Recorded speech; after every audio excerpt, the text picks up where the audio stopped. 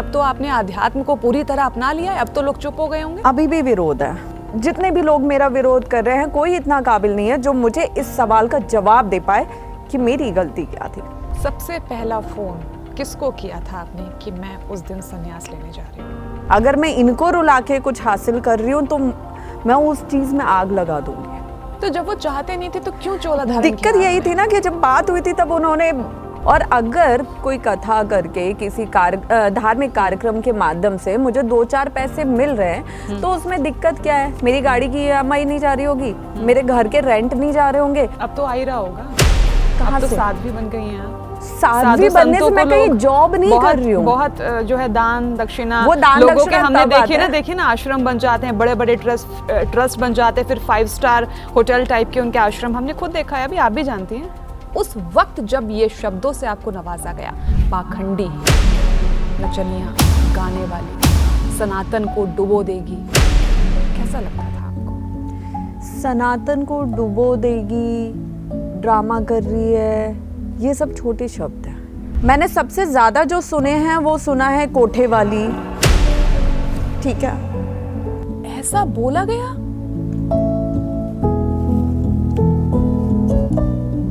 मैं इस बात की आज यहाँ बैठ के गारंटी दे रही हूँ कि मेरी जगह दूसरी कोई भी लड़की होती और या तो वो आत्महत्या कर लेती है। कोशिश तो आपने भी की थी। बिल्कुल की थी। 5 मई 2025 को मैंने रात के 1:30 बजे करीब अपना सुसाइड नोट लिखा था।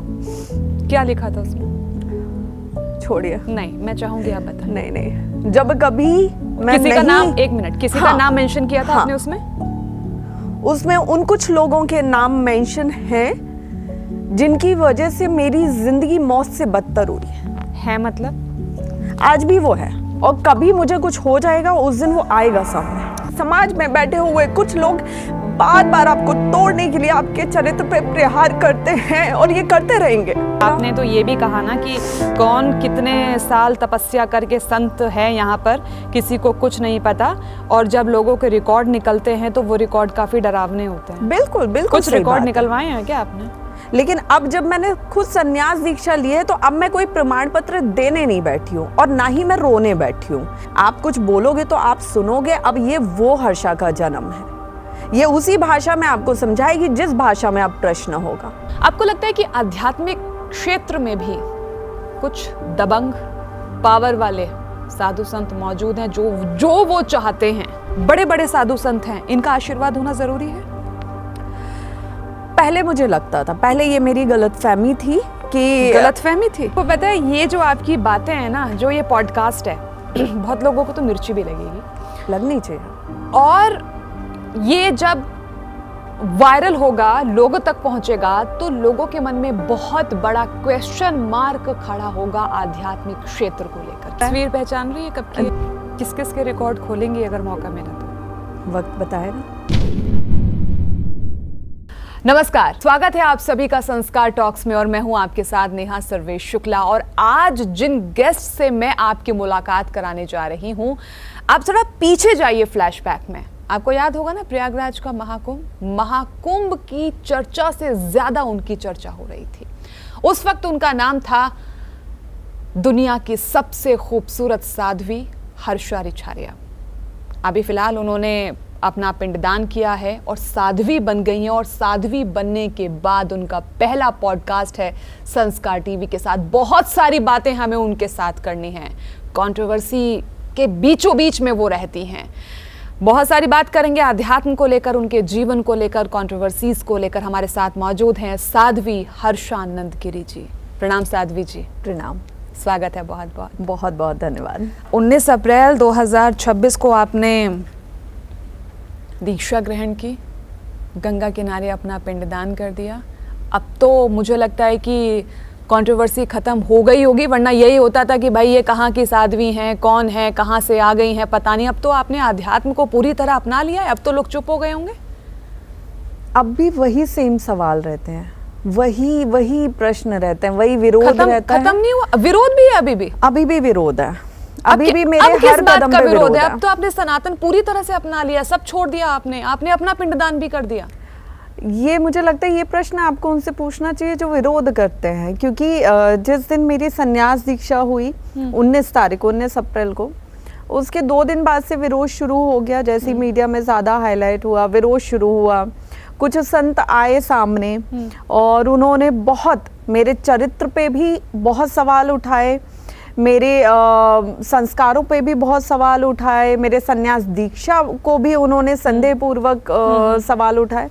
तो बहुत सारे सवाल उठे, बहुत सारे मुझ पे वो लगे, लांछन लगे, बहुत सारी बातें मैंने फिर सुनी और फिर उनको अनसुना किया जब तक हो सकता था, और जब नहीं हो सका तब मैंने भी अपने प्रश्न उनके सामने रखे अपने पेज के माध्यम से, और फिर जाके वो शांत हुए। फिर मेरी ईश्वर की कृपा से, महादेव के आशीर्वाद से मुझे कथा मिली, कथा की उसमें भी सवाल उठे, उसमें भी प्रश्न उठे। तो मुझे लगता है कि एक बात मैंने पिछले साल सुनी थी कुंभ के बाद से, कि मेरा नाम किसी कार्यक्रम में गया था और उस कार्यक्रम से मेरा नाम हटवा दिया गया था कि अरे ये हर्षा, कंट्रोवर्शियल हर्षा। तो वो मुझे लगता है कि वो समाज ने ना मुझे एक रिमार्क दे दिया है, एक टैग दे दिया है कि हर्षा नहीं, कंट्रोवर्शियल हर्षा। जबकि अगर ये पूछा जाएगा उन लोगों से, उन सद्बुद्धियों से कि हर्षा ने कौन सी कंट्रोवर्सी की है, तो इसका जवाब किसी के पास नहीं होगा। लेकिन अगर हर्षा कहीं है, उसको लेके कोई दूसरा कंट्रोवर्सी क्रिएट करते हैं, तो इसमें हर्षा की क्या गलती है? हर्षा तो सिर्फ अपना साधारण सा काम कर रही है। तो प्रॉब्लम किस बात से है उनको? मतलब थोड़ा सा ये आपने कभी पूछने की कोशिश की, बात करने की कोशिश की कि भैया क्यों इतना धुआं, क्यों इतना तूफान, क्यों? आप मुझे एक बात बताइए नेहा जी, मैं जिस रास्ते पे चल रही हूँ, जिस रास्ते पे मैं निकली हूँ, क्या मेरे पास इतना समय है कि मैं हर विरोध करने वाले के पास जाऊं, उससे पूछूं कि भैया आपको क्या आपत्ति है, मुझे क्षमा कर दीजिए, नाराजगी दूर कर दीजिए? मैं क्या इसके लिए मैंने जन्म लिया, या इसके लिए मैं इस रास्ते पे आई हूँ? इसके लिए नहीं आई हूँ। और ना इस समाज में या कहीं भी किसी को कोई फर्क नहीं पड़ता है कि मुझे किस चीज से आपत्ति है। आज अगर मैं आपको बोलूंगी कि नेहा जी मुझे आपका येलो ब्लेजर नहीं अच्छा लग रहा है, तो आप बोलोगे कि मुझे पसंद है और मेरे लिए इतना काफी है। तो जब आपके जीवन में हर्षा की कोई भी बात, कोई भी सलाह नहीं मायने रखती है, तो मेरे जीवन में क्यों इतने लोगों की बातें मायने रखेंगी? क्या महत्व है उनका? मुझे पता है, आपको पता है, मेरे गुरुजी को पता है कि मैं कुछ गलत नहीं कर रही हूँ, बस इतना काफी है। जिसको विरोध करना है करता रहे, वो अपने जीवन में उसी से खुशी प्राप्त कर रहे हैं। लेकिन इतना बोलने के लिए भी तो आपने अपने आप को कितना तपाया होगा, क्योंकि इतनी जल्दी थोड़ी ना बातें भुलाई जाती हैं या बातें दिमाग से निकल जाती हैं। आजकल कोई एकदम से हमें कुछ बोल दे तो पूरा दिन तो दिमाग में बैठा रहता है। कितना तपाया आपने खुद को? आज सुबह ही एक पहचान की है मेरी, उनका मेरे पास मैसेज आया। उन्होंने मेरा अभी एक हाल ही में वीडियो देखा, तो उन्होंने बोला आपकी आंखों के नीचे सूजन है बहुत ज्यादा। अच्छा, तभी आप मुझसे पूछ रही थी कि ये सूजन क्यों दिखाई दे रही है कि नहीं? हालांकि उसका 8 महीने से ट्रीटमेंट चल रहा है, मेरी आंखों का ट्रीटमेंट चल रहा है। अब आप देखिए, सबसे अजीब सी बात कि जिस दिन मैंने संन्यास दीक्षा ली, उसके अगले दिन जब मीडिया आई वहां पे, मैंने अपने नजर का चश्मा लगाया हुआ था, क्योंकि मुझे डॉक्टर ने बोला हुआ था कि आप ना अभी कुछ दिन लेंस मत लगाना। मैंने नजर का चश्मा लगाया हुआ था। वो चश्मा, क्योंकि मुझे धूप की वजह से दिक्कत है बाहर देखने में, तो वो धूप में काला हो जाता है। मीडिया ने उसको अच्छा खासा टाइटल के साथ दिया आर्टिकल कि हर्षा रिछारिया काले डिजाइनर चश्मे में नजर आई। मैं लेंस लगाती हूँ, क्योंकि लेंस या चश्मा लगाना मेरी मजबूरी है, क्योंकि मेरी आई साइड वीक है। अब मैं इसका भी प्रमाण सबको दूं कि क्यों मैं लेंस लगाती हूँ, या क्यों मैं चश्मा लगा रही हूँ, या कैसा चश्मा लगा रही हूँ। तो अब ये जो आंखें आज हैं, ये आंखें कुंभ से पहले ऐसी नहीं थी। कुंभ से पहले मेरा कोई ट्रीटमेंट नहीं चल रहा था। हाँ, मेरी आई साइड वीक थी, लेकिन मेरी आंखों में कोई स्वेलिंग कभी नहीं रहती थी। और किसी भी इंसान को आप बोलोगे ना पैसे दे के भी कि तुमको इतने घंटे रोना है, तो कोई रोना पसंद नहीं करता है, कोई दुखी होना पसंद नहीं करता है। अगर मैं रोई हूँ इतनी रातें, 1 साल मैंने रो के गुजारा है, तो वो मेरे अंदर की तकलीफ थी, वो प्रश्न थे उन तमाम लोगों से, उन सारे लोगों से जो मेरा विरोध कर रहे थे, मेरा कटाक्ष कर रहे थे, मेरे चरित्र के बारे में जो पूरा सर्टिफिकेट लेके बैठे थे इस समाज में। उन सब से मेरा प्रश्न था कि मेरी गलती क्या थी, और वो प्रश्न शायद मेरी आखिरी सांस के साथ जाएगा कि मेरी गलती क्या थी। उसका जवाब मुझे कोई भी इतना काबिल नहीं है, जो जितने भी लोग मेरा विरोध कर रहे हैं, कोई इतना काबिल नहीं है जो मुझे इस सवाल का जवाब दे पाए कि मेरी गलती क्या थी। विरोध तो आप करते, मेरी गलती क्या थी। इमोशनल हो रही हैं आप।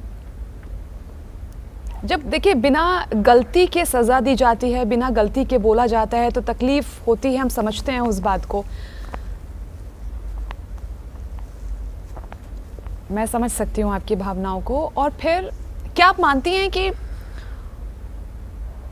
लड़की आगे बढ़ रही है, लड़की के बारे में बात हो रही है, सिर्फ मैं लड़की के बारे में बात कर रही हूँ, देखिए यहाँ पे लड़की आगे बढ़ रही है, लड़की के बारे में पूरा मीडिया में लड़की छाई हुई है, क्या एक रीजन ये भी हो सकता है? देखिए, सबके रीज़न सबके पास हैं। मैं ये 100% तो किसी चीज़ की मैं श्योरिटी नहीं दे सकती हूँ कि किसी ने अगर मेरा विरोध किया, नाराज़गी जताई, तो उसके पास उनका क्या रीज़न था। सबके पास अपने रीजंस होते हैं। जो मैंने सुना वो मैंने किसी से ये सुना कि भाई जो 20-30 साल से गद्दी पे बैठे हुए हैं, उनके सामने कोई 20 दिनों में भी नहीं बल्कि 7 दिनों में एकदम से फेमस हो जा रहा है उस नाम से जो वो है ही नहीं।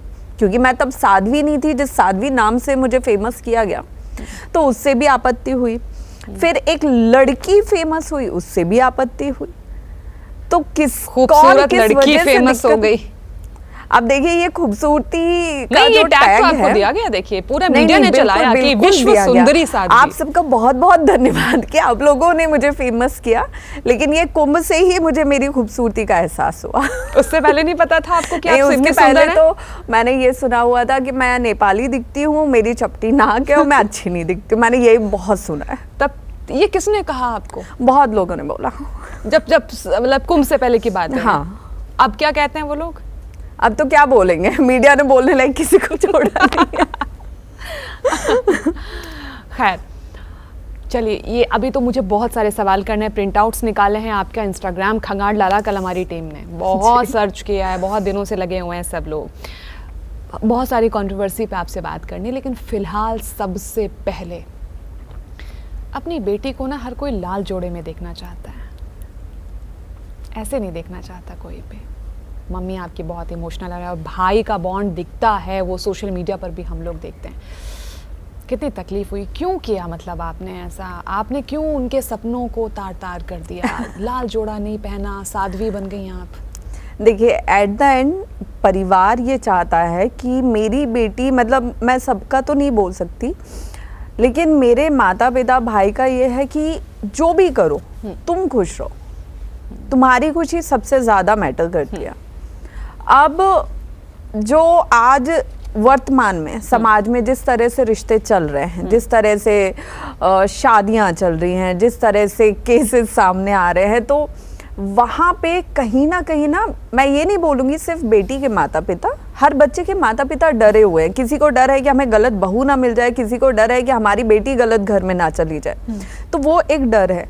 एक डर हमारे खुद के अंदर है कि हम जिस परिवार में जाएंगे वो परिवार कैसा होगा। पहले तो सब अच्छे ही बनते हैं, चाहे मैं हूँ चाहे आप हो, सब अच्छे ही बनते हैं। धीरे धीरे सबके रंग दिखने शुरू होते हैं।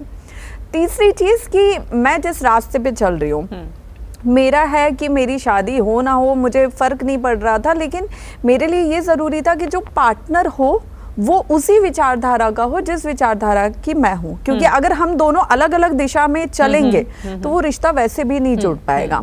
तो मुझे नहीं लग रहा था कि ऐसा कुछ होने वाला है, ऐसा कोई इंसान मिलेगा, ऐसा कोई पार्टनर मिलेगा जो उसी तरह की विचारधारा रखता हो। खुद सोच लिया आपने खुद? हाँ।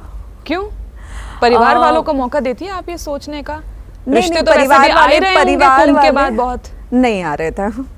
महाकुंभ के बाद रिश्ते नहीं आए? महाकुंभ के बाद रिश्ते आना बंद हो गए थे क्योंकि सबकी नजर में मेरी जो इमेज थी वो साध्वी वाली थी। Is it true? हाँ जी। अरे बाप रे, मतलब मुझे तो लग रहा होगा कि लाइन लग गई होगी रिश्तों की। नहीं, भाई इस लड़की को हम घर ले जाना चाहते हैं। के बाद से सब मेरे पैर ही छूना शुरू कर दिए थे। सबकी दीदी हो गई आप? सबकी दीदी हो गई थी। इसलिए आपने सोचा कि अब सन्यासी ले लेते हैं। हाँ। मतलब मुझे बस ये चाहिए था कि मैं किसी रिश्ते में बंधूंगी, कल को अगर मुझ पे ये चीज़ें हुई कि तुम्हें ये नहीं करना है, ये नहीं करना है, यहाँ नहीं जाना है, अब थोड़ा टाइम अपने परिवार को भी दो, वो मैं समझती हूँ कि आपको परिवार को समय देना है, लेकिन मेरा एक समय ना समाज के लिए है जिसके लिए मुझे काम करना है, तो मैं उसमें कुछ भी ऊपर नीचे नहीं कर सकती। तो इसीलिए मेरा था कि शांति से अपना जीवन जियो, संन्यास लो और धर्म के लिए, समाज के लिए काम करो। सबसे पहला फोन किसको किया था आपने कि मैं उस दिन संन्यास लेने जा रही हूँ? इतना क्यों सोचना पड़ रहा है? मैं ये सोच रही हूँ कि मैंने किसी को बताया था या नहीं बताया था। मैंने एक बार अपनी फैमिली से डिस्कस किया था इस बारे में। किसको फोन किया था? नहीं, बैठ के डिस्कस किया था, घर पे बैठ के और फिर उनको समझाया था। उनको समझाना मेरे लिए टफ था। एंड देन उसके बाद मेरे एक फ्रेंड है, उनको मैंने बता दिया था कि मैं इस डेट को ले रही हूँ संन्यास। मम्मी रोई होंगी, परेशान हुई होंगी, जाहिर सी बात है। संन्यास जब दीक्षा हो रही थी, आपकी मम्मी आई थी उस दिन? नहीं, कोई भी माता आपने पिता बुलाया तो होगा? कोई भी, मैंने नहीं बुलाया था। मैंने नहीं बुलाया था और मैं चाहती भी नहीं थी कि वो लोग आए। उनके लिए भी इजी नहीं होगा मुझे ऐसे देखना, और मेरे लिए भी इजी नहीं होगा उनके सामने ये सब करना, बिल्कुल नहीं। तो मैं नहीं चाहती थी कि वो आए।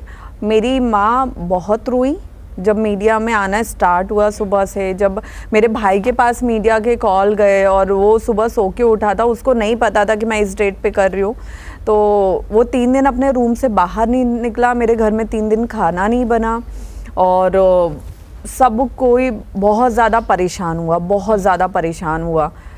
और मेरे को बस ये था कि एक बार ये सारी चीज़ें हो जाए, मैं पहले घर जाके आऊँगी, पहले अपनी माँ अपने भाई को देख के आऊँगी, क्योंकि मुझे अंदर ही अंदर ये फील होने लगा था कि मैं एक बहुत बड़े पाप की भागीदार बन रही हूँ। अगर मैं इनको रुला के कुछ हासिल कर रही हूँ तो मैं उस चीज़ में आग लगा दूंगी।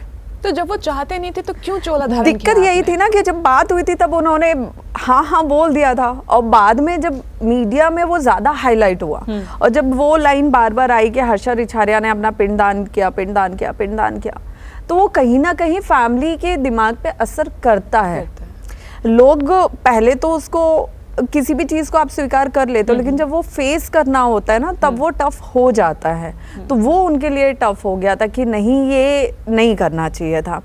तो तब फिर मैंने अपना दीक्षा पूरा संपन्न किया और उसके 3 दिन बाद मैं भोपाल चली गई थी 2 दिन के लिए। मैं उनके साथ रही, उनको पूरा समझाया सबके, उसके बाद मैं वापस आई थी। लेकिन हम तो यही सुनते हैं, क्योंकि शास्त्रों में भी लिखा हुआ है कि पिंडदान करने के बाद आपका अपने माता पिता, बहन भाई, सगे संबंधियों से कोई रिश्ता नहीं होता है। देखिए, आज की डेट में जो कुछ साधु संत हैं, जो कुछ बड़े बड़े पदों पे हैं, वो संन्यास दीक्षा ले रहे हैं। वो बोल रहे हैं कि भाई हमारे परिवार से इतने सालों से कोई रिश्ता नहीं रहा है, हम अपने परिवार के जीने मरने में नहीं गए हैं, सब चीज़ें। लेकिन अगर आप दूसरों की शादियां अटेंड कर रहे हो, वहाँ जा रहे हो, वहाँ हंस बोल रहे हो, वहाँ आशीर्वाद दे रहे हो, वहाँ उनकी खुशियों में शामिल हो रहे हो, तो मुझे लगता है कि जब हम दूसरों के में हो सकते हैं तो अपने परिवार के में तो हो ही सकते हैं। और उनके अच्छे में ना खड़े हो, कम से कम उनके बुरे में तो खड़े हो सकते हो। जो परिवार जिसने मुझे जन्म दिया, कुंभ जैसे समय पे जब पूरी दुनिया मेरा विरोध कर रही थी, जब सबने मुझसे हाथ खींच लिया था, कोई मेरे साथ खड़ा नहीं था, तब वहां मेरा परिवार खड़ा था। उस परिवार को मैं कैसे छोड़ सकती हूँ? अच्छे में कभी नहीं, लेकिन बुरे में सबसे पहले उनकी बेटी उनके पास होगी। महाकुंभ में जो लड़की ये कहती रही, भाई मैं साध्वी हूँ नहीं, मैं नहीं हूँ साध्वी, मुझे साध्वी मत बोलो, और आज वही लड़की साध्वी हर्षानंद गिरी बन के मेरे सामने बैठी हुई हैं। ये जो समय का चक्र घुमा है ना, कैसे देखती हैं आप इसको? ये समय का चक्र बहुत अलग तरीके से और बहुत तेजी से घूम रहा है। मतलब आप देखिए कि कुछ लोग कह रहे हैं कि रथ पे बैठना बहुत अच्छा लगा और ये ऐशो आराम, क्योंकि आजकल साधु संत ऐशो आराम बहुत ज़्यादा ले रहे हैं, आजकल वो ज़िंदगी भी नहीं रही, तो उनसे ये जो है बहुत प्रभावित हो गई, तब इसीलिए ये सब कर लिया। बिल्कुल, देखिए लोगों के जो डाउट्स हैं, कन्फ्यूजन है, वो बिल्कुल सही है, क्योंकि वो वैसा देख रहे हैं। लेकिन फिलहाल रही बात मेरी, तो जिसके पास ना खुद का आश्रम है ना खुद की जगह है, ठीक है, मेरे को कोई पैसा देगा किस चीज का देगा, मेरे को कोई ऐशो आराम देगा किस चीज का देगा, और कोई ज्यादा देगा तो उस पे भी समाज में ये प्रश्न खड़े हो जाएंगे, अरे वो तो लड़की है, सुंदर दिखती है, तो उसको देखो ये सब मिल रहा है, उसको ऐशो आराम मिल रहे हैं, उसको ये मिल रहा है। तस्वीर पहचान रही है कब की है? जी, कब की है? अभी की है, कथा की ना। कमेंट सुनाऊं मैं आपको?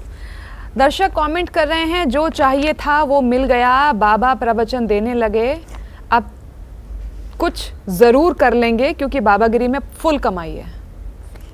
जी।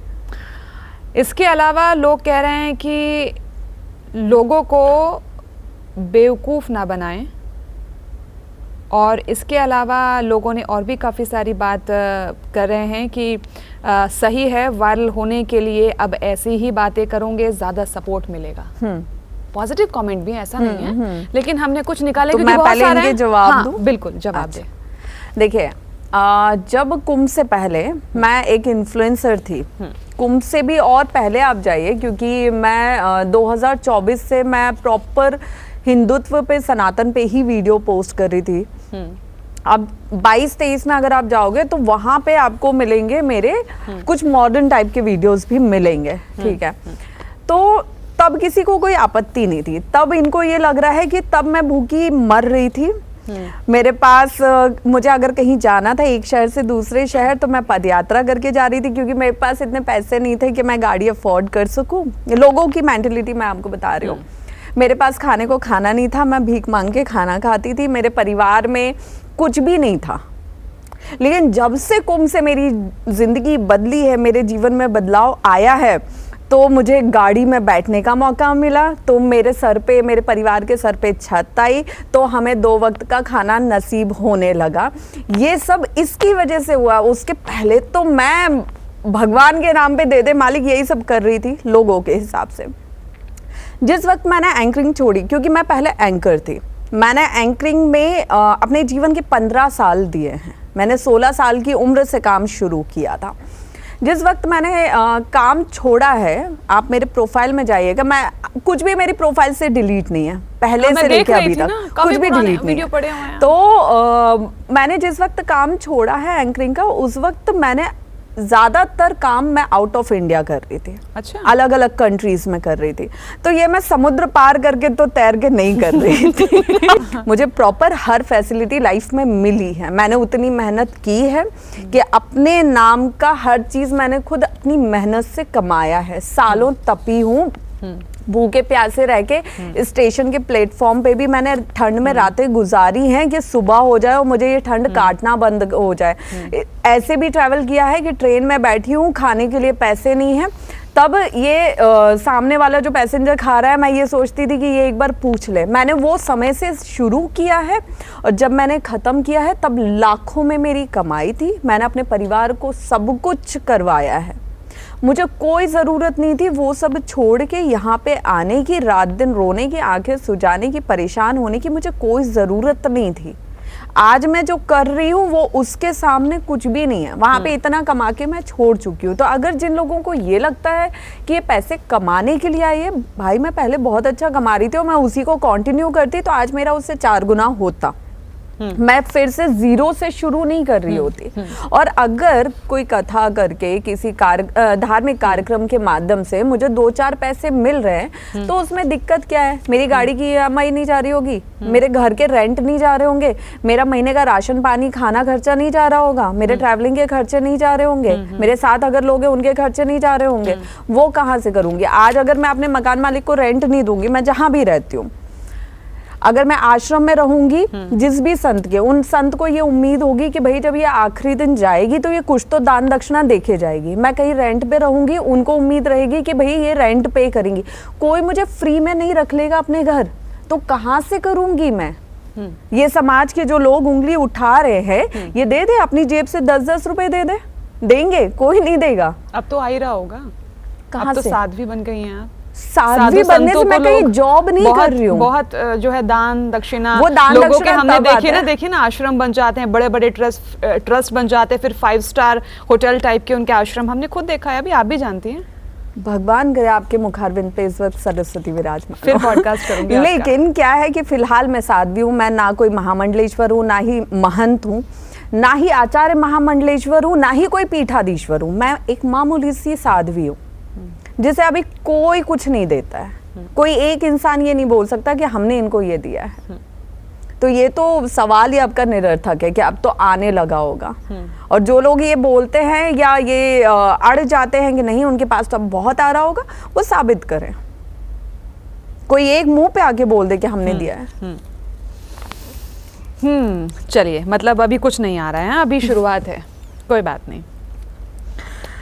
यहाँ पर जब आप महाकुंभ में आई, हालांकि मैं चाहूँगी कि क्योंकि ज़िंदगी से जुड़ा हुआ है ये आपका किस्सा और आपकी ज़िंदगी का सबसे इम्पॉर्टेंट फेज़ था महाकुंभ का, मुझे ऐसा लगता है। वहाँ से निकल के आई हर्षा रिछारिया जो आज साध्वी बन गई हैं। क्या कुछ नहीं कहा गया आपको? नचनिया, गाने वाली, क्या कुछ नहीं कहा गया? और मांस मदिरा का सेवन, ड्रिंक करना, मतलब मैं जब देख रही थी उन वीडियोस को तो मैं सोच रही थी कि मैं आपसे ये पूछूं, बीइंग ए गर्ल, क्योंकि उस वक्त सिर्फ आप एक लड़की थी। आज आप हम लोगों के लिए प्रेरणा है, आध्यात्म जी रही हैं उस रूप में, और उस रूप, आज के रूप में, उस रूप में बहुत अंतर था। लेकिन उस वक्त जब ये शब्दों से आपको नवाजा गया, पाखंडी, नचनिया, गाने वाली, कहाँ से आ गई है, सनातन को डुबो देगी, कैसा लगता था आपको? सनातन को डुबो देगी, ड्रामा कर रही है, ये सब छोटे शब्द हैं। ये भी छोटे हैं? ये छोटे शब्द हैं जो मैंने सबसे ज़्यादा सुने, उनमें ये सबसे छोटे शब्द हैं। क्या बात कर रहे हैं? मैंने जो सबसे ज़्यादा सुने हैं, एक तो पाखंडी पूरे कुंभ में मेरे दिमाग में बैठ गया था, बैठ ही गया था वो, मतलब सोते जागते वो बैठ गया था।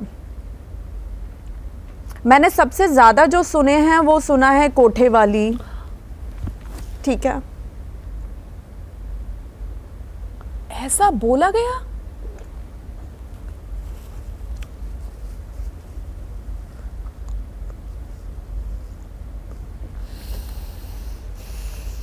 नाचने गाने वाली, नचनिया, एक जो टैग बार बार मुझे बोला जा रहा हो, ये कुछ संतों से भी बोला जा रहा है कि संतों के द्वारा बोला जा रहा है कि 900 चूहे खा के बिल्ली हज को चली।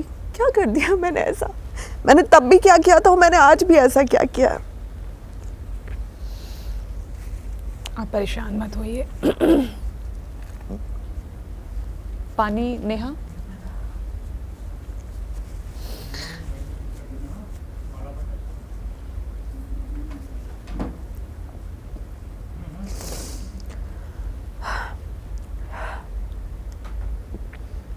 मैंने बहुत सुना, बहुत सुना, बहुत सुना। मेरी जगह, मैं इस बात की आज यहाँ बैठ के गारंटी दे रही हूँ कि मेरी जगह दूसरी कोई भी लड़की होती, या तो वो ये रास्ता छोड़ देती, या तो वो सवाल करने वालों से बहुत सवाल करती, और या तो वो आत्महत्या कर लेती। कोशिश तो आपने भी की थी। बिल्कुल की थी।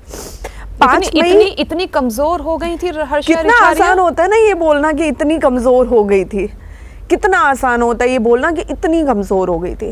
2025 में कोशिश की ना आपने? 5 मई 2025 को मैंने रात के 1:30 बजे करीब अपना सुसाइड नोट लिखा था। क्या लिखा था उसमें? छोड़िए, नहीं, मैं चाहूंगी आप बताएं। नहीं नहीं, जब कभी मैं किसी का नाम, एक मिनट, किसी का नाम मेंशन किया था आपने उसमें? उसमें उन कुछ लोगों के नाम मेंशन हैं जिनकी वजह से मेरी जिंदगी मौत से बदतर हुई है। मतलब आज भी वो है, और कभी मुझे कुछ हो जाएगा उस दिन वो आएगा सामने।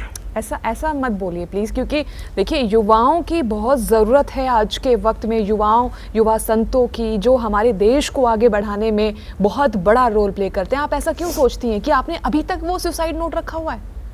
ये देखिए ना, आप पढ़िए, अपने खुद के प्रिंट आउट्स पढ़िए, किन युवाओं की आप बात कर रही हैं? यही जो घर में बैठ के 2 GB डेटा खत्म करने के लिए किसी को भी कुछ भी उल्टे सीधे कमेंट कर देते हैं, आप उन्हीं की बात कर रही हैं क्या?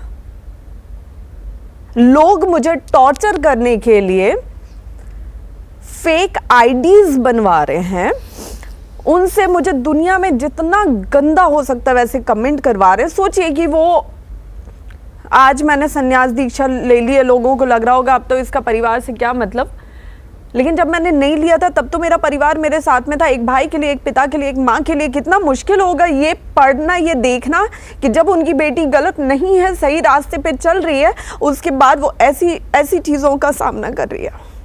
परिवार का फोन तो आता होगा कि सब छोड़ हो गया, तुम घर आ जाओ। मेरी दादी, उन्होंने मुझे, मेरी दादी को मेरा एंकरिंग करना नहीं पसंद था, ठीक है, वो गांव में रहती, उनकी अपनी एक विचारधारा है, लेकिन जब उन्होंने कुंभ के बाद मुझे 1 साल तक ऐसे परेशान देखा ना, रोते बिलखते देखा सब कुछ, तब मेरी दादी का कॉल आया और मेरी दादी ने पता है मुझे क्या बोला था, बेटा तुम वही काम वापस करो जो छोड़ के तुम धर्म में आई हो। ये मेरी दादी के शब्द थे। तो वो मेरे लिए बहुत बड़ी बात थी कि उनको मेरा दर्द कितना महसूस हो रहा है। ये समाज ये देखता है यार ये लड़की है, ये पाखंडी है, ये ऐसी है, ये वैसी है। लड़की के लिए बहुत आसान है उसे गिराना, उसे अगर गिराना है तो उसके चरित्र पे आप बोलते जाओ, क्योंकि उसका मनोबल कितना भी कम मजबूत होगा, लेकिन वो अपने चरित्र पे जब बात आएगी तो वो टूटेगी। और समाज में बैठे हुए कुछ लोग बार बार आपको तोड़ने के लिए आपके चरित्र पे प्रहार करते हैं और ये करते रहेंगे।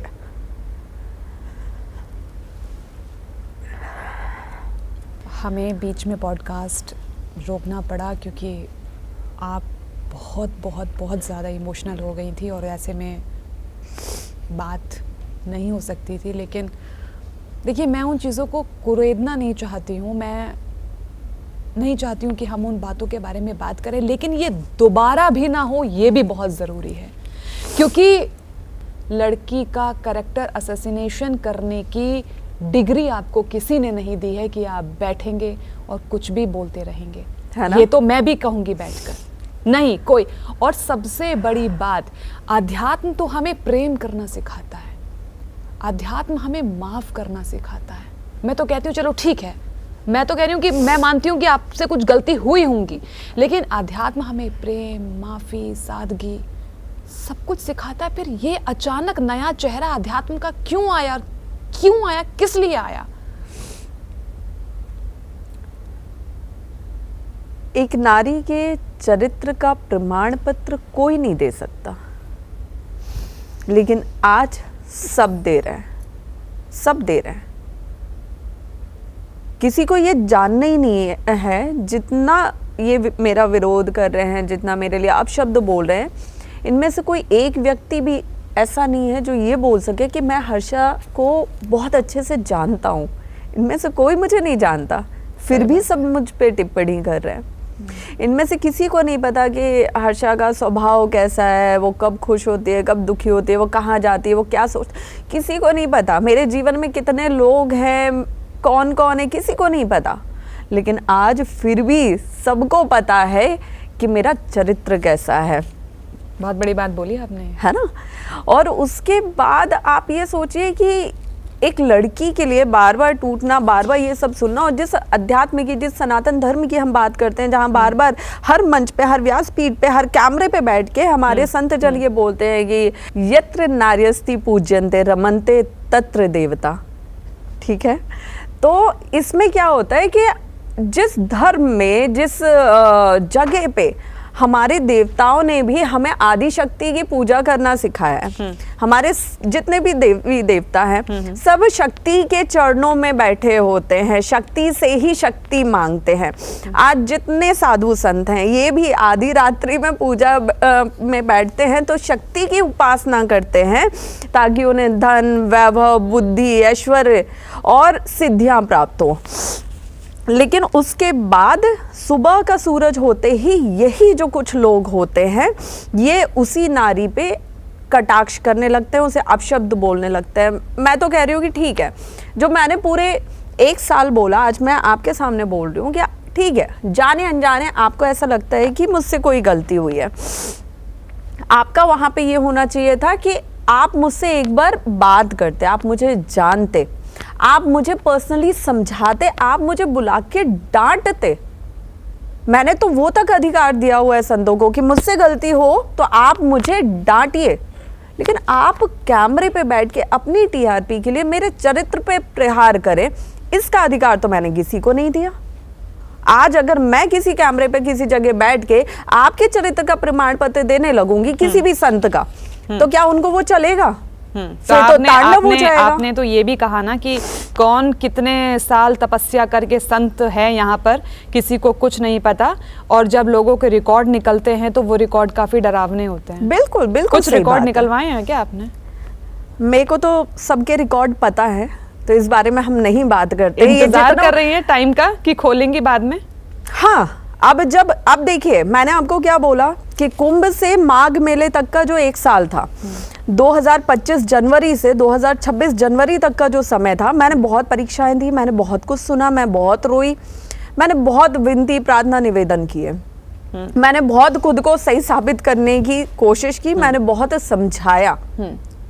लेकिन अब जब मैंने खुद संन्यास दीक्षा ली है तो अब मैं कोई प्रमाण पत्र देने नहीं बैठी हूँ, और ना ही मैं रोने बैठी हूँ कि आप कुछ बोलोगे और मैं रोऊंगी। नहीं, आप कुछ बोलोगे तो आप सुनोगे। अब ये वो हर्षा का जन्म है, ये उसी भाषा में आपको समझाएगी जिस भाषा में आप प्रश्न होगा, क्योंकि मैंने बहुत दुखी होके देख लिया, यहाँ दिल किसी के सीने में नहीं है। किस किस के रिकॉर्ड खोलेंगी अगर मौका मिला तो? वक्त बताएगा। कोई नाम तो बता दीजिए 1-2। नहीं, अभी कैसे, वक्त बताएगा, सबके रिकॉर्ड निकलेंगे। आखिर कुछ ऐसे लोग भी हैं जिनके हैं कुछ कारनामे, कुछ ऐसे लोग हैं जो आज मुझ पे जिन जिन बातों का विरोध और प्रश्न उठा रहे हैं मेरे ऊपर, उनको मुझे लगता है कि पहले खुद के जिंदगी में झांकना चाहिए कि वो कितने पवित्र हैं। हर संत दर्शन के लायक नहीं होता, बहुत बड़ी बात बोल दी थी आपने। और हम तो आम जनमानस हैं, हमने तो जिसने गेरुआ वस्त्र धारण कर लिया, नतमस्तक हो गए, प्रणाम कर लिया, लेकिन हर संत दर्शन के लायक नहीं है। थोड़ा सा क्लियर कीजिए इसको। आप मीडिया में होके ये बोलोगी कि हम आम जनता है। दर्शकों का सवाल है ये। देखिए, मैं तो पब्लिक के सवाल लेके बैठी हूँ ना आपके सामने। हर संत दर्शन योग्य नहीं होता है, इस बात को मैं 100 बार कहने के लिए राजी हूं। सिर्फ कुछ हैं जो दर्शन आशीर्वाद के लिए हैं, जो वाकई में संत है। हर संत नहीं है, क्योंकि अगर ये संत होते सच में तो ये नारी का इस तरह चरित्र हनन ना करते, चाहे वो कोई भी हो। आज बात हर्षा की नहीं है, और आज मैं अपने लिए यहाँ बैठी भी नहीं हूँ, क्योंकि अब मेरा जो जीवन है वो समाज की उन तमाम बेटियों के लिए है जो मुझ जैसी उलझ रही हैं किसी ना किसी चक्रव्यूह में। तो आज बात उन सब के लिए है। और अगर संत होने को, संतत्व को जान जाए, तो वो इस तरह की अपशब्द, अमर्यादित शब्द, ये सब उपयोग करना ही बंद कर दे। ये सिर्फ अपनी ध्यान साधना में ही मगन रहे। उससे तो फिर एक सवाल ये भी निकल के आता है कि सच जवाब दीजिएगा इसका। जी जी बिल्कुल। साधु संतों के यहाँ पर, कुछ की बात कर रही हूँ मैं, सबकी बात नहीं कर रही हूँ यहाँ पर, क्या महिलाएं, लड़कियां सेफ हैं? देखिए, अभी तक मेरी उस तरह से सेफ्टी पे कभी सवाल नहीं उठा। वीडियोस आए हैं क्योंकि कुछ लोगों के, कुछ संतों के, कुछ साधुओं के। देखिए, जो वीडियोस आए, मैंने वही इसी बात को दोहरा रही हूँ कि हर संत दर्शन योग्य नहीं होता है। तो जो जिनके काले कारनामे आ रहे हैं सामने, आप तो कुंभ में बहुत लोगों के साथ रही हैं, बहुत अंदर तक डीपली जानकारी है आपको। से मैं अनसेफ कभी मैंने खुद को फील नहीं किया उस तरह से अनसेफ। या ये भी हो सकता है कि हर्षा का नाम इतना ऊपर जा चुका था कि हर्षा को एक खरोच भी आती ना, तो वो बात कहाँ कहाँ तक जाती, ये भी एक बात। डर गए वो लोग। नहीं, लेकिन आपने सुना क्या? आप खुद को मत काउंट कीजिए, हम आपकी बात ही नहीं कर रहे हैं। एक ऑब्जर्व भी तो होता है ना हमारा, कि हम ऑब्जर्व करते हैं कहीं जाकर, तो ये आपको कहीं फील हुआ? मैंने, देखिए, मैं जहां भी गई हूँ वहां पे मैं अपने लिए गई, मैंने अपनी लिए चीजें की, बात की, सब चीजें मुझे लेके जो मैंने उनका नजरिया देखा, मुझे उससे मतलब, क्योंकि मेरे जाने के बाद कोई मेरे सामने तो खुल के नहीं रहेगा कि भाई मैं कैसा हूँ कैसा नहीं हूँ। तो मैंने तरह का आचरण अभी तक किसी का देखा नहीं है। जो मीडिया में आया है वो मुझे पता है, और जो गलत है उनको सजा बिल्कुल मिलनी चाहिए। उनको चलो, ऐसी सजा आपने मिलनी डिप्लोमेटिक जवाब दे दिया, कोई बात नहीं। अगले सवाल का जवाब मैं चाहूंगी जी। आप बिल्कुल स्ट्रेट फॉरवर्ड होके दें। आपको लगता है कि आध्यात्मिक क्षेत्र में भी कुछ दबंग पावर वाले साधु संत मौजूद हैं जो वो चाहते हैं वैसा ही होता है, और जैसा वो चाहते हैं वैसा होता है? बिल्कुल। मैं दबंग शब्द का इस्तेमाल कर रही हूँ, जी। पावर शब्द का जी। इस्तेमाल कर रही हूँ, जी। चाहे वो कोई भी पावर क्यों ना हो। जी। साम दाम दंड भेद सब अपनाना जानते मेरे हैं। लिए तो बोला था कुंभ में एक महाराज जी ने, साम दाम दंड भेद जो भी करना पड़ा करेंगे, इसको मौनी अमावस्या पे हम शाही रथ पे बैठने नहीं देंगे। और मीडिया के रिपोर्टर ने ये सवाल किया था कि महाराज जी इसका मतलब क्या हुआ, लगे इसका मतलब आप समझ जाइए। तो ये होता है, ये बिल्कुल होता है, और इसका शिकार मैं हो रही हूँ। अभी मैं भी हो रही पहले है? भी हो अभी रही थी, मैं अभी भी हो रही हूँ। तो एक बात मुझे बताइए, तो कितना मुश्किल होगा फिर आपके लिए इस गेरुए चोले को धारण करके रखना, आगे बढ़ना? क्योंकि आपको लगता है कि इन लोगों का, इन जो बड़े बड़े साधु संत हैं, इनका आशीर्वाद होना जरूरी है? पहले मुझे लगता था, पहले ये मेरी गलतफहमी थी कि गलतफहमी थी? पहले ये मेरी गलतफहमी थी कि अगर आप धर्म के क्षेत्र में हैं तो सबका आशीर्वाद, और खास तौर पे जो बड़े पद पे हैं उनका आशीर्वाद आपको मिलना चाहिए। लेकिन जब आप ये सारे चक्रव्यूह में फंस जाते हो, राजनीति का सामना करते हो, सब कुछ करते हो ना, यहाँ भी तब राजनीति होती है। यहाँ बहुत राजनीति है, यहाँ बहुत राजनीति है। तब आपको ये समझ में आता है, मैं वापस उन्हीं 3 पॉइंट पे आ रही हूँ कि या तो छोड़ दो इस जगह को, या तो खुद को खत्म करो, और या तो इतने बेशरम, इतने ढीठ, इतने कठोर बन जाओ, इतने अड़ियल बन जाओ कि मैं यहीं पे हूँ। अब आपको अगर मेरे यहाँ रहने से तकलीफ है तो अब आपको पूरी जिंदगी तकलीफ ही होने वाली है। आप तीनों में से कौन सी हो? लास्ट वाली? इन्हीं लोगों ने मुझे ऐसा बता दिया। आपको पता है ये जो आपकी बातें हैं ना, जो ये पॉडकास्ट है, बहुत लोगों को तो मिर्ची भी लगेगी, लगनी चाहिए। और ये जब वायरल होगा, लोगों तक पहुंचेगा, तो लोगों के मन में बहुत बड़ा क्वेश्चन मार्क खड़ा होगा आध्यात्मिक क्षेत्र को लेकर कि यहां भी ऐसा होता है, और इसका भी क्रेडिट फिर आप ही को जाएगा। मुझे तो हर चीज का लेने वो कहते हैं ना, मैं जीवन में इतनी जिम्मेदार हूँ कि दुनिया में कुछ भी होता है हर चीज की जिम्मेदारी मेरे ऊपर आती है। एक आपने लाइन सुनी है ना, करेगा कोई भरेगा योही, सुना है आपने? सुना है, तो और आपको मुझे लगता है कि मेरा जन्म ईश्वर ने मुझे इसीलिए दिया है इसीलिए कि दिया। कुछ भी हो घूम फिर के कॉन्ट्रोवर्शियल हर्षा। अच्छा, अब एक लास्ट सीरियस सवाल, उसके बाद थोड़े से मजेदार सवाल पूछते हैं। बहुत सीरियस हो गया ना अभी। आपके साथ जब इतनी सारी बातें हो रही थी, आप इतने पैनिक अटैक से भी गुजर रही थी, तो जितने भी बड़े बड़े साधु संत हैं, कथावाचक बड़े बड़े हैं, चाहे वो गृहस्थ ही कथावाचक क्यों ना हो, खुल के सपोर्ट किया किसी ने आपका? ये तो मुझसे बेहतर आपको पता होगा, आप मीडिया आप में बताइए। कौन आया खुल के सपोर्ट आप में? बताइए। कौन आया खुल के सपोर्ट में? कितने लोग आए? मुश्किल से मैं उंगलियों पे गिन सकती हूँ, 2 4 5 लोग आए होंगे। सपोर्टर के नाम तो बता दो कम से कम। जैसे महाराज चक्रपाणी जी हैं, उनसे मैंने उनके दर्शन नहीं किए, लेकिन उन्होंने मेरा पक्ष रखा था। उन्होंने, और जब उन्होंने मेरा पक्ष रखा तो बाकी सब उनके विपक्ष में होने लगे थे। अभी उज्जैन में है जो महाराज, अभी हाल ही में मेरी उनसे बात हुई थी, मैं उनका नाम भूल गई, मैं उसके लिए माफ़ी चाहूँगी।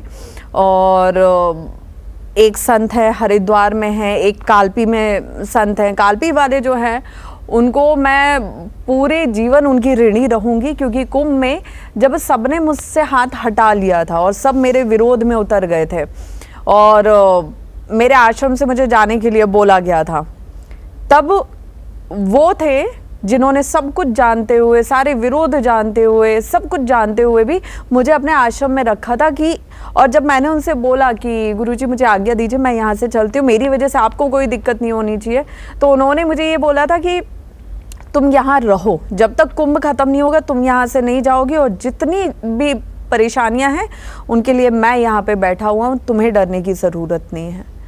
तो ऐसे कुछ लोग हैं जिनकी मैं बहुत ऋणी भी हूँ। क्या मैं पूछ सकती हूँ कौन है आपके नए गुरु? निरंजनी अखाड़े से महामंडलेश्वर है, मौन पीठ संभालते हैं उज्जैन में, पूजनीय महाराज जी डॉक्टर सुमनानंद गिरी जी, वो आपके गुरु जी? जी। चलिए, बहुत सीरियस बात हो गई, अब थोड़ा गाड़ी वाड़ी की बात कर लीजिए। स्कॉर्पियो लिया आपने यार, नई नई मुबारक हो, बहुत बहुत बहुत ज़्यादा इशू इस पे भी क्रिएट हुआ था। हो नहीं था। स्कॉर्पियो ले ली नई नई, लोगों को मिठाई नहीं खिलाई आपने। मुझे मिठाई के क्यों गाड़ी ले ली? नहीं, मुझे तो अब ये लग रहा है कि मैं अब कोई भी चीज़ करूँगी ना तो पहले 100-200 किलो, क्योंकि इतनी मिठाई तो लग ही जाएगी विरोधियों के यहाँ पहुँचाते पहुँचाते। फिर उन सब के एड्रेस, अगली बार से मैं ये बोलूँगी कि जब आप विरोध करते हैं तो अपना एड्रेस और संपर्क नंबर वहाँ पे छोड़ दिया कीजिए, तो कम से कम हम मिठाई, हालचाल पूछना ये सब कर पाए। कब तक ऐसी चीज़ें चलती रहेंगी? चलो, जब ये गाड़ी पे भी नहीं छोड़ा, मतलब गाड़ी पे भी विरोध शुरू हो गया। गाड़ी लेने का मेरा जो सपना था वो 2015 में शुरू हुआ था। 2020 में मैं ले लेती, लेकिन कोविड लॉकडाउन लगने की वजह से हम सबका जितनी भी सेविंग थी ना वो खत्म हो गई। और उसके बाद इवेंट इंडस्ट्री पूरी तरह बंद हो गई थी। फिर उसको 2-3 साल लगा वापस रिकवर होने में। जब तक वो रिकवर हुई तब तक मैं अध्यात्म के रास्ते पे निकल आई। फिर मेरा गाड़ी वाड़ी से मोह ही खत्म हो गया कि गाड़ी की ज़रूरत कहाँ है। आप मेरे पुराने वीडियो व्लॉग्स देखोगे तो मैं रोडवेज की बसों में ट्रैवल करते हुए आपको नजर आऊंगी उत्तराखंड में। इनफैक्ट अभी भी, मैं कुछ दिन पहले की बात है, हमारे माननीय देश के जो मुखिया हैं उन्होंने ये अनाउंस किया कि अब आप वाहनों का कम इस्तेमाल करें, पेट्रोल डीजल बचा के रखें। तो मैं अभी आई थी कि अब मुझे केदारनाथ जी दर्शन के लिए जाना है। एक काम करते हैं, हम गाड़ी वाड़ी छोड़ते हैं, बस से जाके आते हैं। अच्छा। लेकिन अभी क्योंकि भीड़ बहुत ज़्यादा बढ़ गई है तो फिर मैंने अभी उसको रहने दिया। तो मेरे को बीच में ये था कि मुझे गाड़ी की ज़रूरत नहीं है। मतलब जब आप इजीली कहीं भी जा सकते हो, इतनी सुविधाएं हैं आपके पास, पब्लिक ट्रांसपोर्ट है, तो क्या ज़रूरत है। लेकिन कुंभ के बाद से मेरा सेफ्टी इशू भी शुरू हो गया था। एक तो लड़की, ऊपर से बेबाक, कुछ भी बोल देती है बिना डरे हुए, तो कोई भी कल को कुछ भी ही कर सकता है। इनफैक्ट 1-2 ट्रेजेडी हुई मेरे साथ। अच्छा। तो मेरी फैमिली का भी एक कंसर्न था मेरी सेफ्टी को लेके, और मैं मोस्टली अकेले ही ट्रैवल करती हूँ, तो वो जो एक कंसर्न था। अब मैं कहीं, मुझे किसी कार्यक्रम में जाना है, कोई बुला रहा है, धार्मिक अनुष्ठान है, कोई भी कार्यक्रम है, मुझे वहां जाना है, अगर मैं सामने वाले को बोलूं आप गाड़ी भेजो, वो गाड़ी मेरे लिए कितनी सेफ है मुझे नहीं पता है। उसके दिमाग में मुझे लेके क्या चल रहा है मुझे कुछ नहीं पता है। तो मेरी सिक्योरिटी, मेरी सेफ्टी तो मुझे देखनी पड़ेगी। तब जाके ये गाड़ी ली गई। आप इसकी डिटेल्स निकलवाओगे अगर कि ये गाड़ी कैसे ली गई, तो शायद आप डिटेल निकलवाने के बाद हंसोगे बहुत। क्योंकि जब इस गाड़ी को उठाना था, पहले तो लोन पास नहीं हो रहा था ठीक है, मेरे पास इतना अमाउंट नहीं था कि मैं उसे कैश पेमेंट देके ले पाऊँ, और काम तो कुछ चल ही नहीं रहे हैं, तो कहाँ से पैसा आएगा। तो मैंने उसको लोन के लिए डाला। तो 20 लाख की गाड़ी थी, 15 लाख का लोन मैंने अप्लाई किया। अब 5 लाख रुपए डाउन पेमेंट के लिए अरेंज करने हैं। मैंने अपने 4-5 दोस्तों को कॉल किया, मेरे को ये गाड़ी उठानी है, मेरे को पैसे चाहिए उन्होंने कुछ उन लोगों ने दिए। फिर मेरे पास क्या बोलते हैं, कुछ पैसे इकट्ठे हो गए। फिर तभी किस्मत से मुझे एक कार्यक्रम मिला जो वहाँ का था, पुणे के पास का था, जन्माष्टमी का कार्यक्रम था। तो वहाँ से मुझे, और मैं उनको बोल रही हूँ, जो शोरूम के मालिक हैं, मैं उनको बोल रही हूँ कि सर मेरे पास पूरा डाउन पेमेंट नहीं है, आधे से ज़्यादा तो है, 80% है, वो आप ले लीजिए, बाकी जो 20% बचा मैं आपको 10 दिन बाद का चेक दे रही हूँ, मेरा पेमेंट कहीं ना कहीं से आ जाएगा। वो अपनी बात से टस से मस होने को रेडी नहीं, हमें पूरा पैसा चाहिए, पूरा पैसा चाहिए। वो मैंने कहा भैया ऐसी तो मैं हूँ नहीं कि पैसे खा के भागूंगी, मुझे आपसे ज्यादा अपने नाम की चिंता है कि आप कुछ बोल दोगे कहीं तो मेरी कितनी बेइज्जती होगी, कितनी बदनामी होगी। वो नहीं माने, ठीक है कोई बात नहीं। अब यहाँ सडनली पता चला कि बैंक का कॉल आ गया कि हमने आपका अप्रूवल डाल दिया है, आपका पेमेंट शोरूम के अकाउंट में क्लियर हो गया है। अब मुझे इस बात का स्ट्रेस कि अब अगर मैं डाउन पेमेंट नहीं भी भरूंगी तो तो अब अगले महीने से EMI तो मुझे भरनी है, गाड़ी डबल चाहे मार। हाँ, मतलब गाड़ी चाहे शोरूम में खड़ी रहे, लेकिन वो चीज़ होनी है। फिर जाके मुझे ये कार्यक्रम मिला, सबसे पैसे मैंने इकट्ठे किए और उसके बाद वो डाउन पेमेंट वहाँ दिया। उसके बाद जब उसने बोला एक्स्ट्रा किसी चीज़ का 10,000 मुझे बोला था, मैंने कहा सुनो मेरी गाड़ी सीधे छोड़ो, अब बहुत हो गया, ठीक है, अब मुझे कुछ नहीं चाहिए। तो ऐसे चंदा करके इकट्ठा करके गाड़ी ली गई है ये। हाँ। ये लोगों को पता होना चाहिए। Yes, वो पता होना ज़रूरी है, क्योंकि आपको जो सोशल मीडिया पे दिखता है ना, असल में हर इंसान का जीवन वैसा होता नहीं है, और हर इंसान खोल के अपना जीवन सोशल मीडिया पे रख भी नहीं सकता। अच्छा, वायरल होना मजेदार है या फिर परेशानी दोनों वाला? दोनों है। दोनों है। कितना ब्लंटली जवाब दे रही हो आप। दोनों है। क्योंकि मज़ेदार इसलिए है कि आप जहाँ भी जाते हो इंसान आपका चेहरा देख के पहचान जाता है, और परेशानी इसलिए है कि आप जहाँ भी जाते हो इंसान चेहरा देख के पहचान जाता है। अच्छा, आप मुझे एक बात बताओ, मोह माया का जिक्र बहुत बार आ गया हमारे पॉडकास्ट में। पूछना तो आपसे ही बनता है क्योंकि आप उस क्षेत्र में हैं। ये अध्यात्म जो है ना, मतलब मोह माया को ख़त्म कर देता है कि बस प्रभु हम आपके, आप हमारे बीच में ना कोई रोड़ा, ना ईंट, ना कुछ, ना धागा, बस आपसे सीधे मिलन वाली बात हो जाती है। लेकिन ये माया मुझे लगता है अध्यात्म में जाने के बाद ना ज़्यादा बढ़ जाती है। ऐसा लोग कह रहे हैं कि बड़ी बड़ी गाड़ियों में लोग सफ़र करते हैं, बड़े बड़े आश्रम बन जाते हैं, बड़े बड़े लोग, रसूखदार लोग उनके पास आने शुरू हो जाते हैं, बड़े बड़े पॉलिटिशियन पार्टी से उन लोगों के कनेक्शन बन जाते हैं। तो ये मोह माया ख़त्म कहाँ हो रही है? तो बढ़ रही है। ये कैसा आध्यात्मिक जीवन है? इस पे दो बातें मैं रख रही हूँ।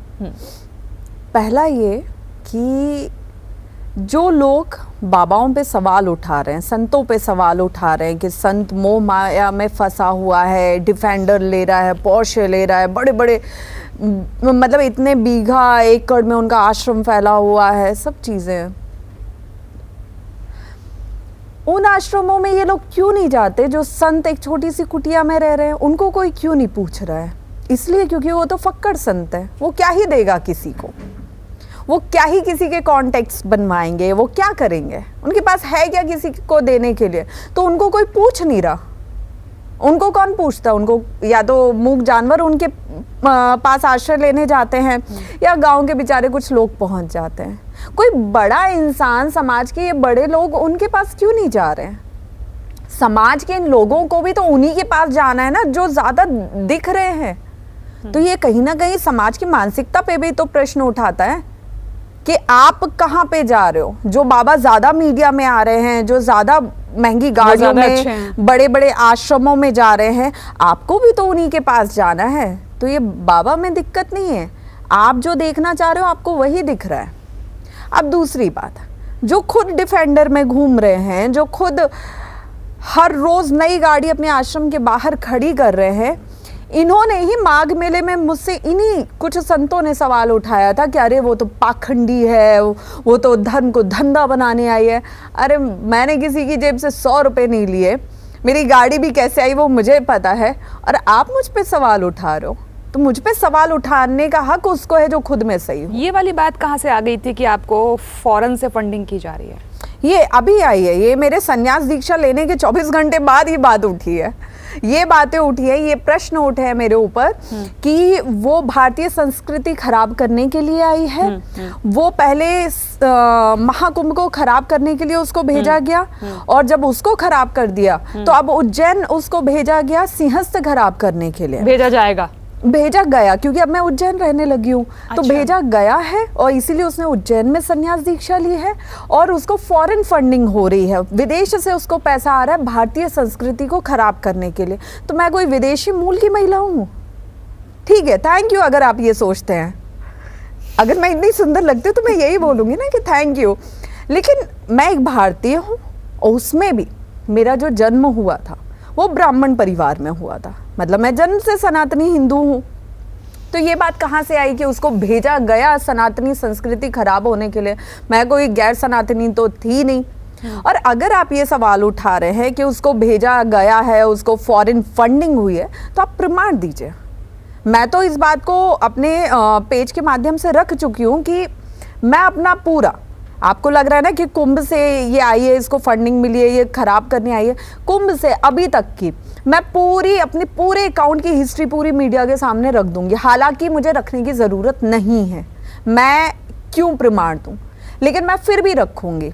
अगर आपको लगेगा कि इसके अकाउंट में 10 लाख भी फंडिंग के तौर पे आए हैं, विदेशी छोड़ो देसी आए हैं, देश के आए हैं, तो वो पूरा पैसा आपका और आपके आश्रम का।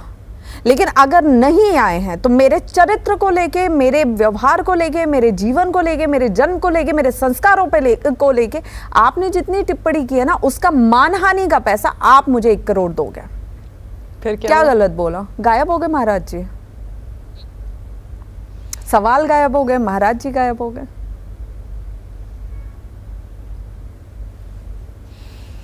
चलिए, अब वक्त हमें इशारा कर रहा है कि बहुत सारी बातें होगी।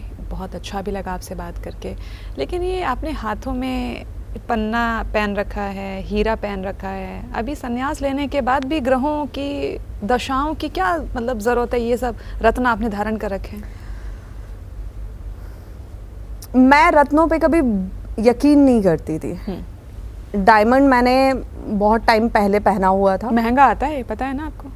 तो अपने पैसों का खरीदा है, किसी से उधार नहीं नहीं लिया। बार ये बोल रही है ना कि फंड मतलब पैसों की लगातार तो कुंभ से पहले मैं अच्छा कमा रही थी। अच्छा, जब मैं कुंभ से एंकरिंग कर पहले रही का है थी। ये? हाँ, ये अच्छा। पहले का है। नहीं, ये तो लोगों को बताना जरूरी है ना। मैं अपने पैसे से, अपनी कमाई से मैंने जो खरीदा है उस पे सवाल उठाने का अधिकार मैंने किसी को नहीं दिया, क्योंकि फिर घूम फिर के बात वही आएगी कि आपके जीवन में अगर मैं सवाल उठाऊंगी तो आपको कितनी मिर्ची लगेगी।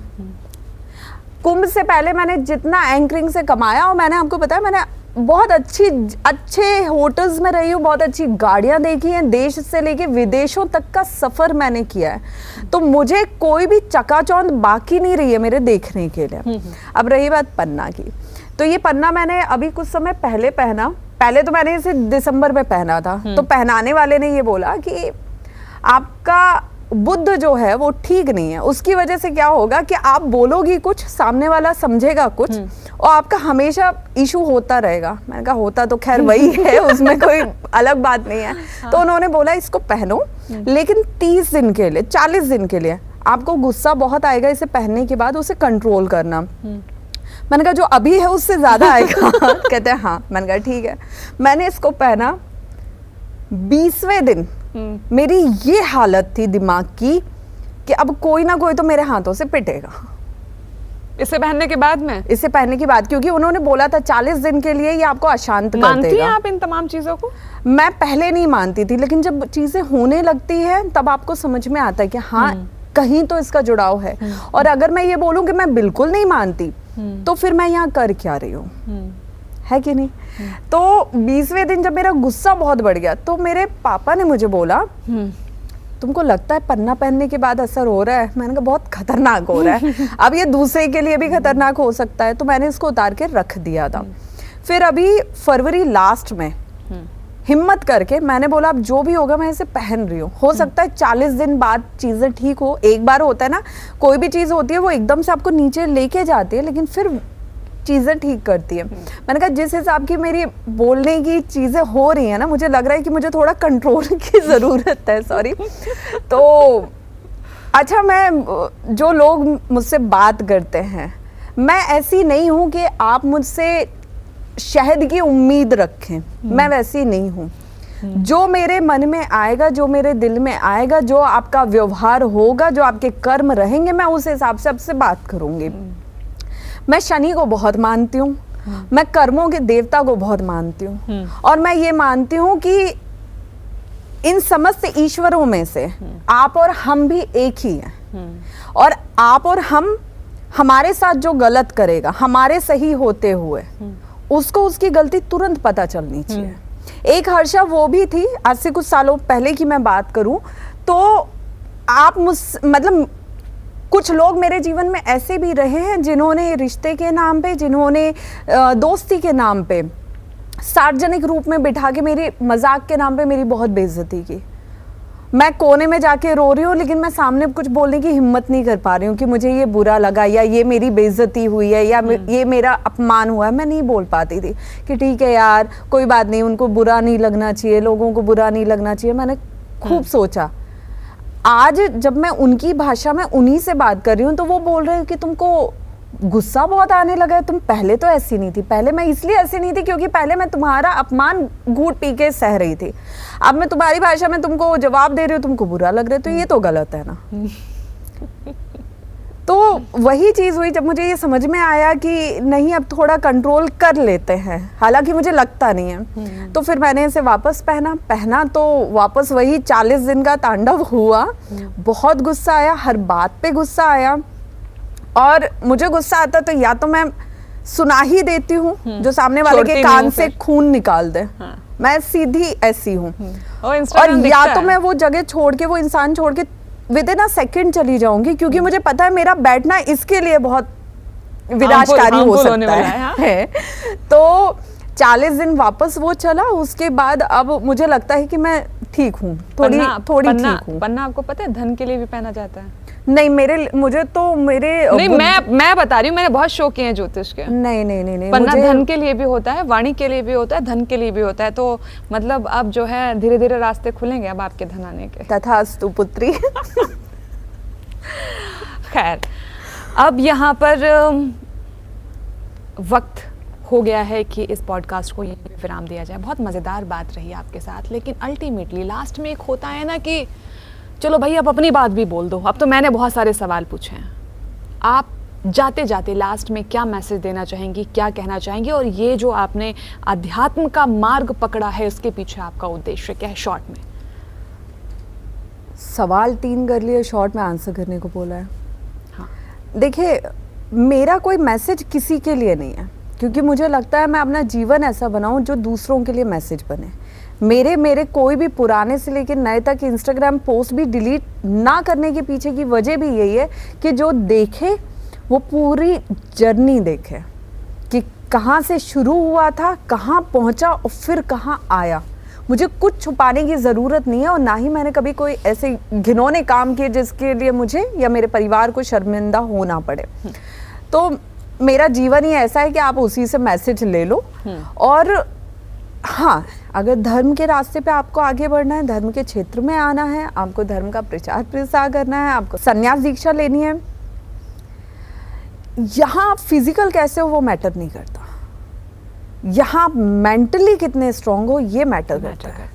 क्योंकि जहाँ आप इमोशनली वीक हुए, जहाँ आप मेंटली वीक हुए, वहाँ आप खत्म हो जाओगे, या ये दुनिया खत्म कर देगी।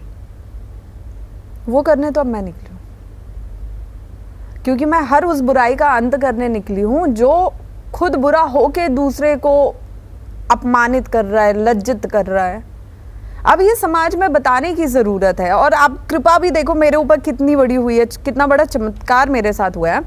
पिछले 1 साल से कुछ सिद्ध पुरुष मुझे ये बोल रहे थे कि आप देवी कथा करो, और मैं उनकी बात मजाक में टाल रही थी कि देवी कथा और मैं तो महादेव को मानती हूँ, मैं महादेव के बारे में सुनती पढ़ती समझती हूँ, देवी कथा मैं कैसे कर सकती हूँ, और देवी कथा कैसे हो सकता है।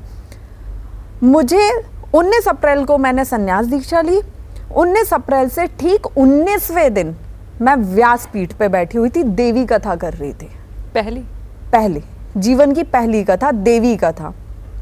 और जो मुझे ये आग्रह लेके आए थे कि आपको ये कथा करनी है, उनको भी ये पता था कि आज तक मैंने जीवन में कथा नहीं की है, तो उनका भी ये मुझ पे एक ऋण है कि उन्होंने मुझे उस लायक समझा कि मैं कर सकती हूँ। और मुझे लगता है ये माता रानी का एक इशारा है मेरे लिए कि हम अपने अंदर की छुपी नारी शक्ति को, देवी शक्ति को भूल जाते हैं। हम क्या कर सकते हैं हम वो समझ ही नहीं पाते हैं। एक नारी के अपमान में महाभारत हुई, एक नारी के अपमान में रामायण हुई, लंका दहन हुआ। वो नारी क्या क्षमता रखती है ये हम भूल जाते हैं। नारी का अपमान हर व्यक्ति के विनाश को पूरी तरह तय कर देता है। और ये भी आप देखना कि जहाँ जहाँ मेरा अपमान हुआ और जिसने किया उसके साथ हो क्या रहा है, ये आप अब से पढ़ना तो आपको पता चलेगा। इसलिए अब मुझे वो चीज़ एहसास हुई कि मैं खुद ही इतनी शक्तिशाली हूँ, ईश्वर ने मुझे इतना आशीर्वाद दे के रखा है कि आज जो चीज़ें हो रही है मैं खुद उसका सामना करके एक अपनी जगह बनाने में सक्षम हूँ, और वो मैं करूँगी।